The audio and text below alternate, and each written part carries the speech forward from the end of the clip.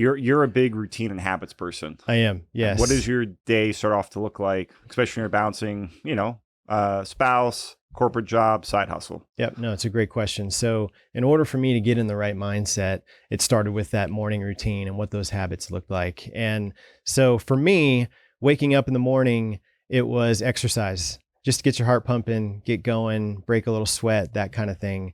Afterwards, I spent a lot of time in meditation, prayer, and then journaling, writing down your ideas, writing down your gratitudes. What are you grateful for right now? It gets you in that mindset to where you're not complaining about things, and you're not complaining about, I have to sacrifice some of these nights. I have to sacrifice some of my Saturdays and Sundays. So if you start with kind of that mindset of, I'm grateful for X, Y, Z, and I am having opportunities to write down some of my ideas and write down some affirmations and say them out loud, say them to yourself, those kind of things. And so that's where I spent my time in the mornings dedicated to myself. Because I think through all this, you have to take time for yourself and put yourself in the right mindset in order to make that type of switch, right? What's up, Denver? Chris Lopez here. And today we have a guest in the studio who has been pursuing real estate investing and a real estate career as a side hustle for a number of years, lives here in the Denver area.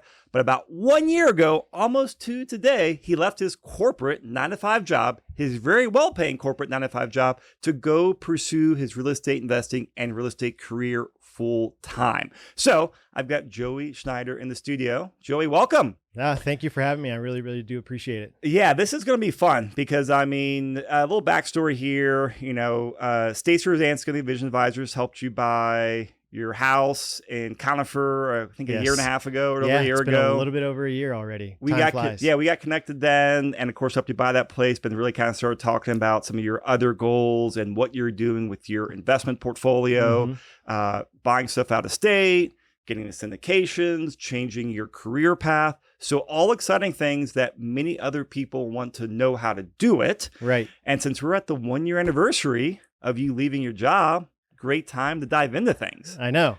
So rewind things a little bit. When did you get bit by the real estate bug? Honestly, I would have to say back in 2007 timeframe. I was actually in Texas at the time, and my wife and I wanted to build a house. And so we kind of got into the whole design part of building a house and got into real estate that way. And we thoroughly enjoyed the process of building a home and designing it and seeing it just from This was for your primary? This is for our primary home, yeah. And that's where I think the both of us fell in love with that process, so to speak.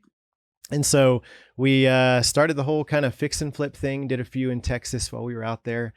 And that just kind of expanded upon, like, what if we just kind of did this as a side hustle, maybe did a couple fix and flips, got a rental in place, that kind of thing. And that's kind of where it all started, was that 2007, 2008 timeframe. Okay. So you've been bit for a while. So, that was about 15 years ago. Yep. What brought you to Denver? When did you come here? So you mentioned the corporate job, right? I spent 17 years in the pharmaceutical and medical device industry. And 10 of those years I was a rep. And then 7 of those years I held a leadership position where I traveled like crazy. And so that kind of wears on you after a while. And, we just kind of wanted this little side hustle during that time frame to start building a little bit of passive income. And, it again just kind of grew from there. But that corporate lifestyle kind of wore on me. And so over time, I wanted to figure out a way to get out of that. Yeah. And so bring us up to there, because I know you and Nick Elder, who's been, on the podcast and does a lot of deals himself, you guys got connected. I think it was through the corporate job, right? Was the connection? Yes. So Nick was living in Pittsburgh at the time, and we were at a company, pharmaceutical company. I was based in Texas at the time. And to go back to that original question, that job is what relocated me from Texas to Colorado. And I needed to fill a couple spots on my team. And our corporate headquarters was in the Pittsburgh area. And Nick approached me out there, said he's looking for an actual, rep job, that kind of thing. And So we talked and obviously had a few interviews, and I moved him out to Colorado, and the rest is kind of history with that too. We ended up hiking together, became honestly best friends out here in Colorado. And we both had that kind of passion for real estate, and it was pulling the trigger that was a little bit hard back then because, as you said, in the corporate world, we had pretty good paying jobs. So Nick Elder and I, and my wife, obviously Meredith, we started Trinity Peak Partners and wanted to start building some momentum and scaling in real estate that way. So the three of you, your wife Meredith, Nick, and you. Yes. Okay. And when did you start Trinity Peak? It's been a couple years now. So we started that to try to jump into more of a multifamily space. We're both super interested in the multifamily space. Nick obviously has a house hack here in Colorado, and he's invested in multifamily as well. And my wife, through our side hustles, Meredith and I acquired a rental property in Florida, and we have a duplex out in Texas. And again, we had our fix and flip experience as well. And through some of those, passive income strategies, the three of us kind of clicked on what we wanted to do as far as scaling up. And so we created Trinity Peak Partners been about 2 years. Time flies. Maybe it's 2.5 years. I don't know. Okay. So 2.5 years. What is like the business goal of Trinity Peak Partners? Like you got 3 people in there, 3 different skill sets. You got capital in there. Like what is the business plan at Trinity Peak, at least when you formed it 2.5 years ago? Yeah, it's a great question. It's been an evolution, right, with Trinity Peak Partners. They typically are. Yeah. And then very few people said, hey, here's what I'm doing. And then 2 years later, doing exactly the same thing. Exactly. So, the great thing about Meredith and Nick and myself is we think big. We like to think big. We like to go big. And we consider ourselves all trigger pullers. And so we had the small rental properties. We wanted to go big into multifamily. And I think the three of us agreed, hey, let's try to build some momentum. Let's learn along the way. Let's gain some experience and gain some confidence with our investors and those types of things. So the ultimate goal with Trinity Peak Partners, great question, was we have 3 buckets, basically. We have one bucket where we have, a lot of investors that may have on the lower end of the scale around $25,000 to maybe invest, and maybe they want to get into the game, maybe want to start generating some passive income and those types of things.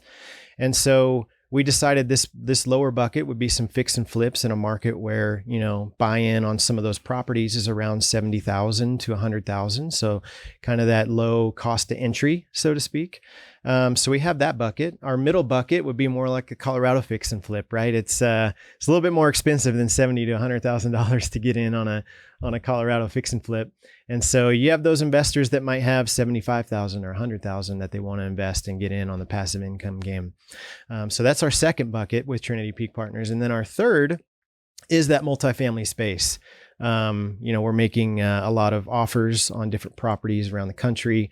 Those are for the investors that have the $100,000, $200,000, $500,000 that they want to invest into the multifamily space and start generating income there. So the ultimate goal is to try to attract investors from three different buckets and help those investors make some money and get into the game. Okay. So you started 2.5 years ago. You said things have evolved a little bit. I want to really dive in the last couple of years. Sure. And then when you made the transition about a year ago to leave your job, because this is what so many people want to do out there. They want the real estate investments, and they oftentimes want to change their career, right? Either go into, full-time real estate investing or do something in the industry. So can you kind of talk about some of the details about how you're able to set this up as a side hustle? Mm-hmm. What it took to run it, and then talking about as you kind of like jumped off the cliff, so to speak, of, hey, leaving the corporate job to go full entrepreneur. Yep. No, great question. What I don't want is to come out and say it was easy. And so starting that side hustle, especially when you have the 9-to-5 job, and honestly, my role required more hours than 9 to 5. And so it took Meredith and Nick and, a team of people. And I say a team of people like property managers, other investors, and private money lenders and general contractors and those types of things to help with that side hustle, right? But a lot of my time while it was a side hustle was spent, the evenings and weekends to kind of get it going. And that was hard. It's not easy to try to get that going, especially when you have a very demanding corporate job.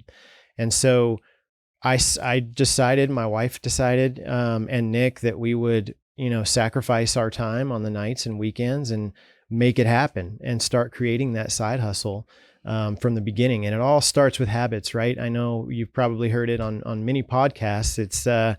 It's creating good habits for yourself. It's that morning routine. What do you do when you wake up? Do you exercise, meditate, pray? Do you do those things? Do you journal? Do you have time to write down gratitudes and those types of things to put you in that right mindset to be able to sacrifice the time, to be able to sacrifice your weekends and do some of those things to get going.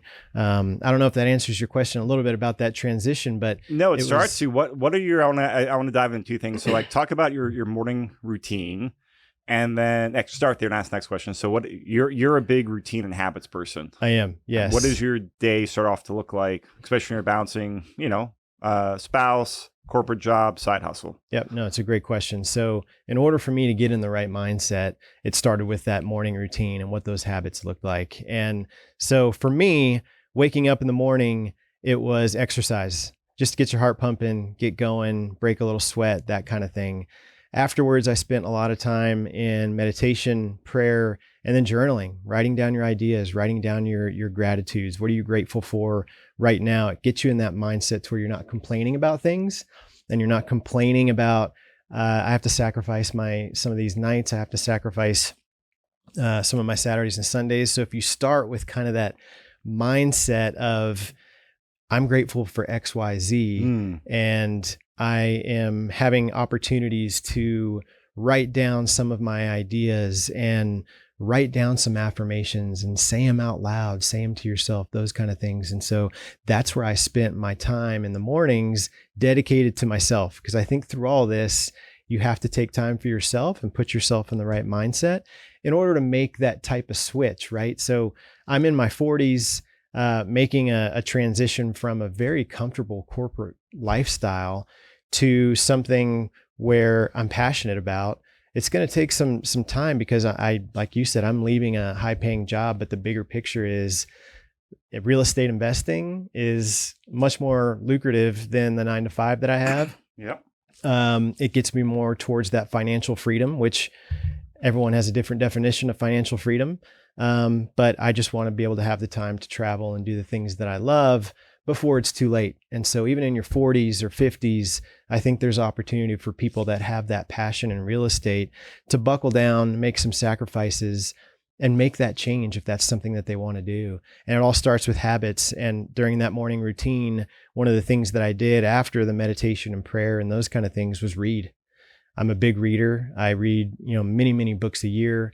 And I think education is important, and educating yourself on whether it's mindset, real estate, just self-development, those kind of things is important to enable you to stretch yourself, to get outside of your comfort zone and make those steps to challenge, the way you operate on a daily basis. And so how long is your morning routine? Typically my exercise is around 45 minutes. And then I spend another 30 minutes or so doing the things like meditation, prayer, journaling. Okay. And I try to read like 10 to 15 pages of a book every single morning. Wow. And so that when you think about it, it doesn't sound like a lot, but over time you can read 20, 30 books in a year pretty easily. Oh yeah. What book are you reading now? Actually Crushing It in Apartments. It's my current book. And I actually just read, if you're familiar with the 5 a.m. Club, it was a book that I read, a couple years ago. That's the name of the book? Yeah, it's called the 5 a.m. Club. And that kind of got me more into a more stricter morning routine. And so the book that I'm reading, Crushing It in Apartments, before that one was called The Miracle Morning. And that's another book to talk about that morning routine. And, he's got, it's book by Hal Elrod. He's got some really good ways to create a morning routine that doesn't take an hour and a half or 2 hours if you don't have that type of time. He's got morning routines in there that does a lot of the similar things that I just mentioned in 15, 20 minutes, if that's, something that might fit your lifestyle a little bit better. Yeah. So Miracle Morning was another good one.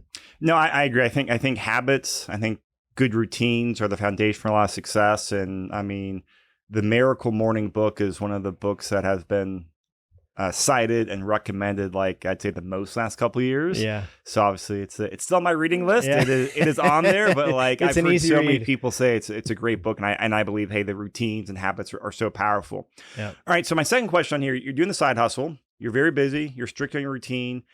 How would you structure like your week to week with your time blocking and tasks, especially with partners? Yep. How would you structure things, and how do you track things, communicate? Because it's very easy for like to get off track or Yep. get out of a communication loop with your partner or partners. Right. So it's another good question. So time blocking is important. So I think in my previous life in the corporate world, I feel like it was so long ago, but it really wasn't even that long ago. Time blocking was important. If I didn't time block my day, if I didn't like carve out time to do specific tasks, then they wouldn't get done. Yep. The day would get away from you. That's why I mentioned earlier, have a plan. You need a plan for every single day. And so I'm a big calendar guy. I'm a big time blocking guy. And so in order to be able to make things happen, get things done, especially when you had the corporate job, I had to time block the evenings. I had to time block the weekends. So there's a little extra in there, right? To make sure that you can create that side hustle and get it going. Then when I left the corporate world, time blocking is still just as important. It's just kind of moved into the week. I always say real estate has no hours, but it's still important to time block, right? And so we time block for personal, like in-person meetings with Nick. We have brainstorming sessions. We'll go out and talk about our next steps and, what are we looking for on like the next 1 or 2, 3 steps in this journey and building momentum, right? Yeah. So Nick, Meredith, and I also have a text thread that we communicate on a very, very high level every single day. I time block certain hours to talk to potential investors that want to invest with Trinity Peak Partners on different projects. And so communication and scheduling is super important, because if you don't have those two things in your morning routine to make sure that you're set up for the day or set up for the week or even set up for the month, like what are you trying to accomplish? And you work backwards from there, time block it. Who do I need to talk to? Who do I need to meet with? Who do I need to, network with? I'm big on surrounding yourself with people that are already doing what you want to do. Yeah. And they do it well. And so those are also time blocked into my schedule to make sure I meet with those people and have good discussions about things that they did, mistakes that they made, and, try to learn from some of those things. And so, to your point, it's important to be able to schedule in all the things that you need to schedule to make this happen and scale and build momentum.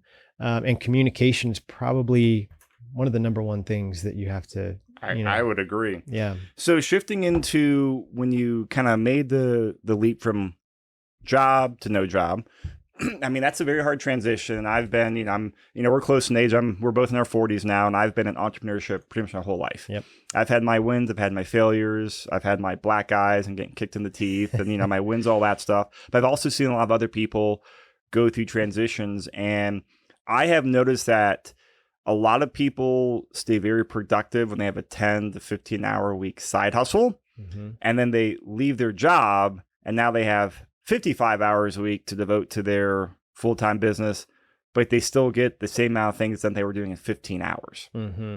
And I've just noticed that repeatedly in entrepreneurship and real estate, agents switching over, just it's kind of like a pattern of humans. And Right. I've been there myself. Right. So I'm not pointing fingers. I've been there myself. How was your transition, and how did you avoid staying really productive, or how did you stay really productive? Okay, 15 hours a week, you're super productive. Now you're 55 hours a week or whatever it is. How do you, 10x your time and performance in there? So something that Meredith always told me is if I put the same amount of time that I put into my corporate job into my passion of real estate, we could scale very quickly.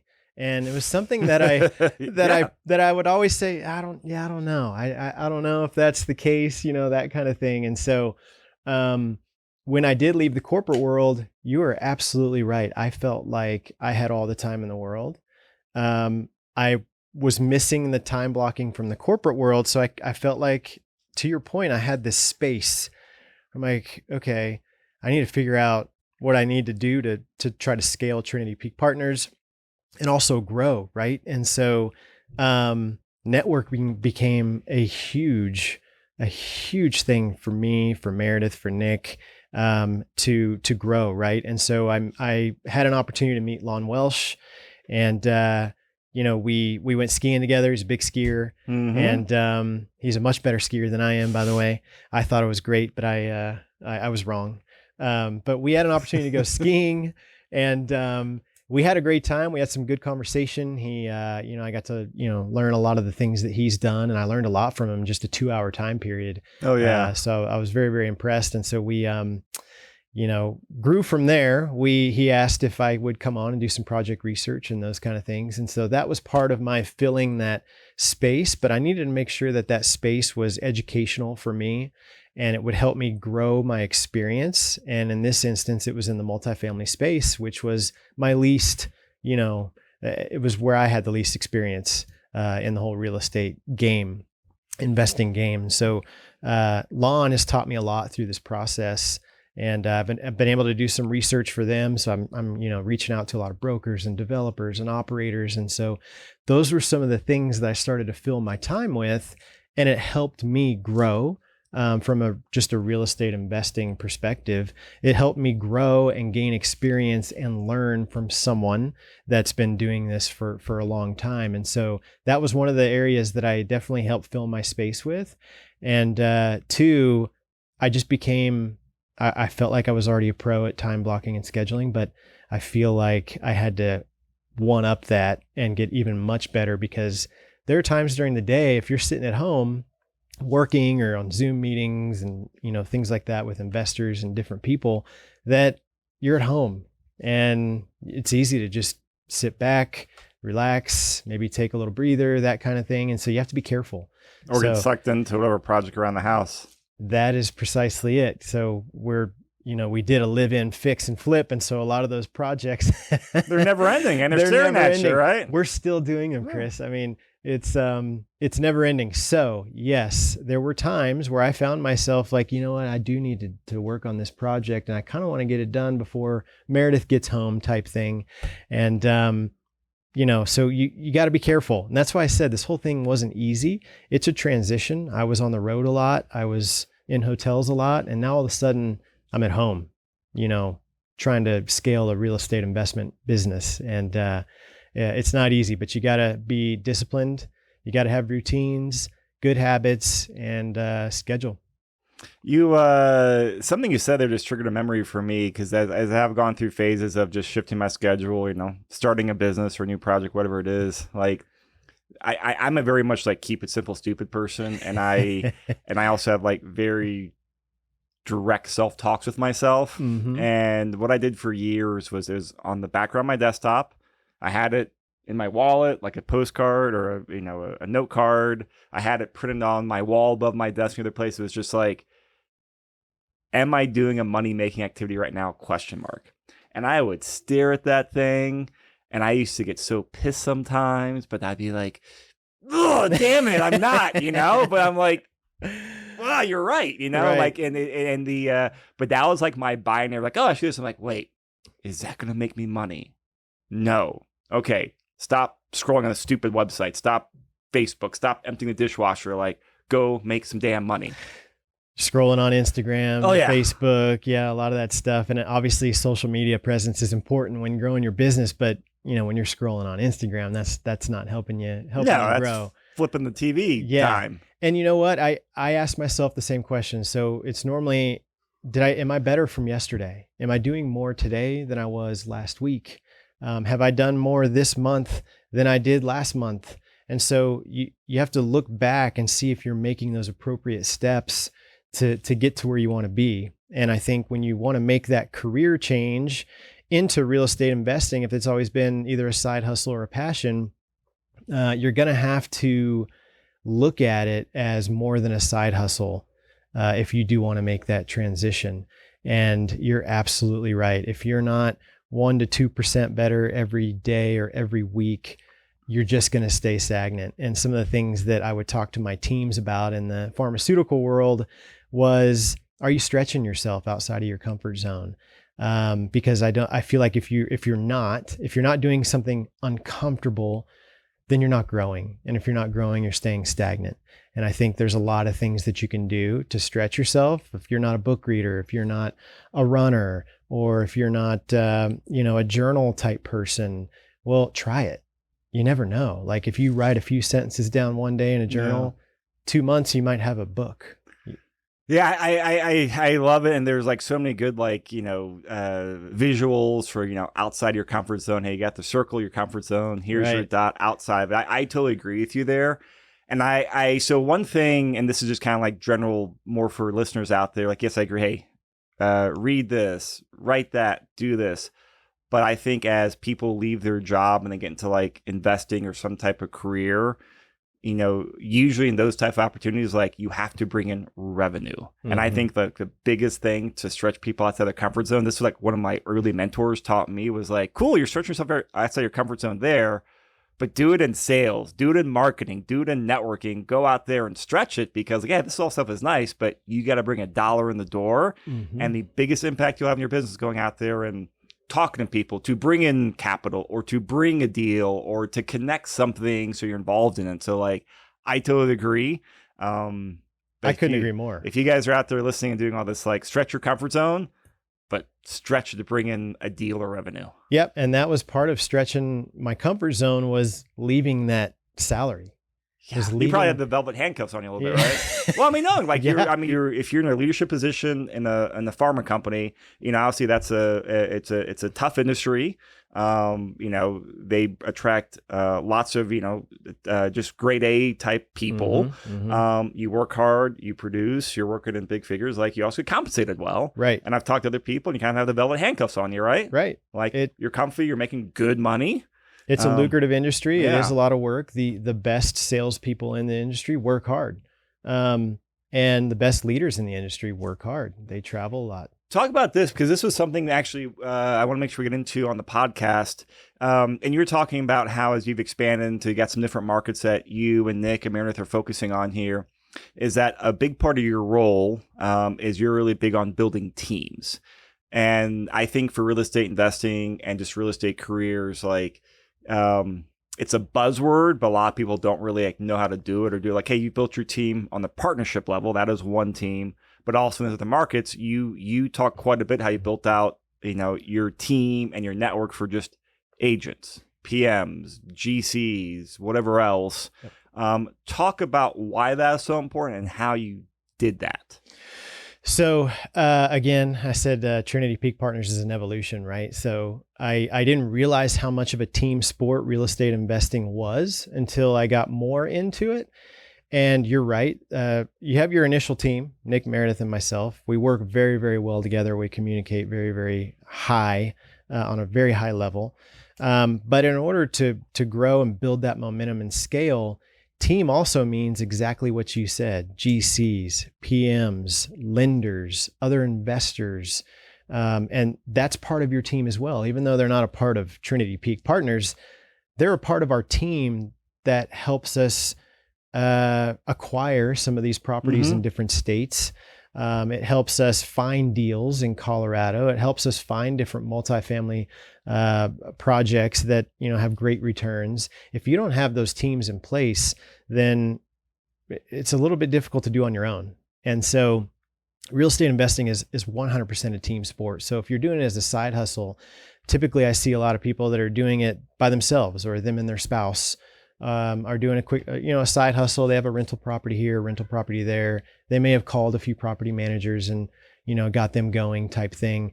But in order to make it a career change, you need to network with those types of individuals and interview and build that team so you can acquire properties. You can find off-market deals. You can find good deals. You can get good agents that know how to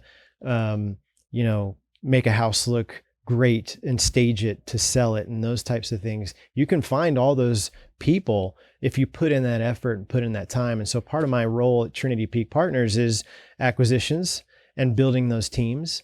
We all have our strengths. Meredith is behind the scenes creating LLCs, doing taxes and logging minutes. And those are also things that people don't. It's a lot of ops and admin stuff, right? Is that what I'm... She does a lot of that stuff behind the scenes. And then, of course... And you need someone that does it. Absolutely. It is usually a very underappreciated role, but you need... If Nick and I didn't have Meredith, she takes care of so much behind the scenes. And I got to give her a shout out here today because I know she'll be listening. And this is something that I don't want her to take lightly because she does put a lot of work and a lot of effort into those behind the scenes things. And it's not easy. Taxes are not fun, but it is something that you need to do. And then Nick's role with Trinity Peak is, investor relations, and he talks to a lot of investors. He also helps find deals and those types of things. And Nick well, and he's he's got a good head on his shoulders. And so we work together well as a team, but absolutely my role is to try to help build those teams so that we can all use our strength to move forward. But without a team, Chris, like this career change wouldn't even be possible. So a question I would like to ask people, and I'll kind of ask you a two-layered one, because you started, real estate investing as a side hustle 15 years ago, and then you essentially went full-time about a year ago. If you could go back in time and talk to yourself 15 years ago, what advice would you give yourself? And if you go back 1 year, right before you, say, send in your resignation letter, or however you ended your relationship with your work, what advice would you give yourself? Because I find that so helpful, like for me to learn and other people out there learn as well. So I have the opportunity to be best friends with Nick Elder, and he's let's just say he's younger than me, right? So he's had the opportunity to get started earlier. So if I, to answer your question, went back 15 years, knowing that I had the passion in whether it's fix and flips or just real estate investing, period, knowing that I had that passion, which I did, why didn't I pull the trigger then?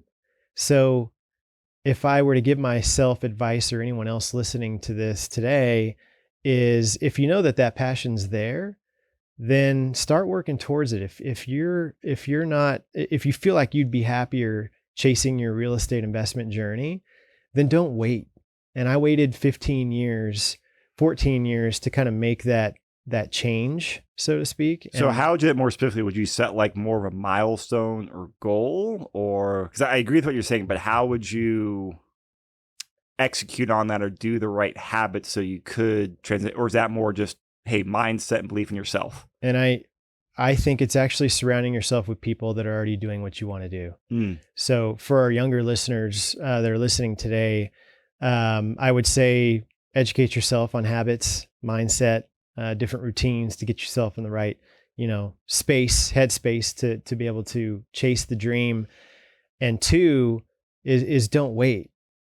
Chase something that you're passionate about and that you're happy about. And there are a lot of people that I know that have that same passion and never pulled the trigger or never got in the right habit or headspace or mindset to make it happen. So my advice 15 years ago to myself would be educate yourself, read, network, surround yourself with people that are doing the passion that you're craving, if that makes sense. Yep. That answer your question with like the 15 years ago? No, that answered it. I think, and I have to bring Nick into it because he kind of drove me at this age in my 40s to make that change, because I watched him as a 20-something-year-old start his first house hack and then buy another property and then invest into an apartment complex. I watched someone do it in their 20s. He's going to be in a much different spot when he's in his mid 40s than I am in my mid 40s. And so my advice would be, don't wait. Sometimes you have to take a leap. And if you have some knowledge, I say take a leap of faith and take a leap with the knowledge as well. I love it. All right. 1 year ago advice. 1 year ago advice. Younger, not as wise Joey. Oh gosh, that's a tough question. 1 year ago advice was, I would say it's going to be harder than you think. And it's stressful. I thought I had a stressful job, and I want to make it clear that when you chase your dream, it doesn't mean it's going to be stress-free. No, it's a lot of times more stressful. I would put myself in a better mindset to say, this is not going to be easy. Like you said, I have to go out and make $1, but I also want to make my investors $1 as well. And so it's hard work. And so to cut off that paycheck from the corporate world, make sure you get yourself into a mindset of like, oh, instead of I'm done with the corporate world, it's going to be so much fun. It's going to be easy. It's not the case. You got to still put in the work. You got to still put in the effort. Your habits really got to be on point and on cue so that you can succeed. And the hard work is well worth it, especially if it's a passion that you have. And for me, it's real estate investing, and for Meredith and Nick as well. Cool. All right. So what is in store for the next couple of years, Joey? What's the current game plan?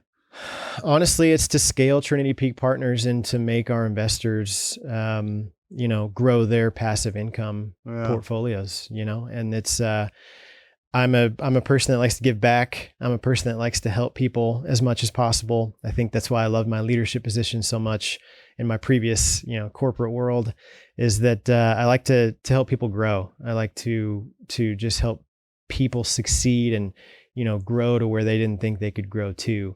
And it's no different here. You have investors that really want to get into the game. They want to have some passive income. They also want to try to leave the corporate world at some point and go into real estate investing full time. And I want to help them do that. Trinity Peak Partners wants to help them do that. And so scaling Trinity Peak Partners is super important. And so those 3 buckets I want to become pros at. And it started with that smaller bucket. Yeah. And, perfecting all 3 of those buckets and helping our investors grow is our ultimate goal over the next couple of years. I love it. Well, I appreciate you coming on here to share your story. Yeah, absolutely. Driving down from the Conifer Mountain, but also just kind of like sharing, the good, the bad, the ugly, and really highlighting kind of like your story, because I think it's, powerful. A lot of people want to be able to mimic and mirror what you have done. So what is a great way for people to reach out to you just for networking, learn from you, talk about deals, whatever it is? What's your preferred contact method? Yeah. So first and foremost, thank you for having me. I appreciate, being able to have the opportunity to share my story, because I think anyone can do it. And if I can do it, seriously, anyone can do it. And people can reach out to me anytime. I'm very active on LinkedIn, Joey Schneider on LinkedIn. We have a Trinity Peak Partners page on LinkedIn as well. Our website, trinitypeakpartners.com. You can check out some of our multifamily education there. And then we also have our Trinity Peak Partner Facebook page and Instagram page and those kind of things. So they're free to reach out there. I have a Calendly link. They can schedule some time to have a conversation if they're interested in that. So that is also on my LinkedIn page. So they can get that calendar link there. So we'll make sure all those links in the show notes. Sure. But guys, when I reach out to Joey, find him on LinkedIn. I'm here. DM him and go find the Calendly link, right? Is that cool? Absolutely. Joey, thank you so much, man. Appreciate coming on here. We'll have to have it back in another year or two as you progress, as you pivot a little bit in the market, because that is the name of the game. Yep. Pivot, growth, evolve. So thank you. Good luck with everything. And then we'll have you back on in the future, keep you us updates and talk about the journey. I would love to. Thanks for having me again. And I'd love to share my story and see where I'm at a year from now, because momentum is huge and we've already started. So awesome. Yeah. Love it, man. Yeah. Thank you so much. Yeah. Listener reviewers out there, if you guys have any questions, reach out to me, reach out to Joey. We all love talking deals, but follow Joey's advice out there. Go out there and start networking, and go out there and push yourself outside your comfort zone. And we all have different comfort zones out there as to like where we are currently in life and business. So 20 years ago, my comfort zone was a much smaller circle. It has expanded a lot over the last 20 years out of necessity and just growth. So don't compare yourself to me or Joey. But I think a great action item is to network and really focus on that comfort zone analogy that Joey shared. And my action item would be, say, go out there and do something next week or so, and push yourself outside the comfort zone.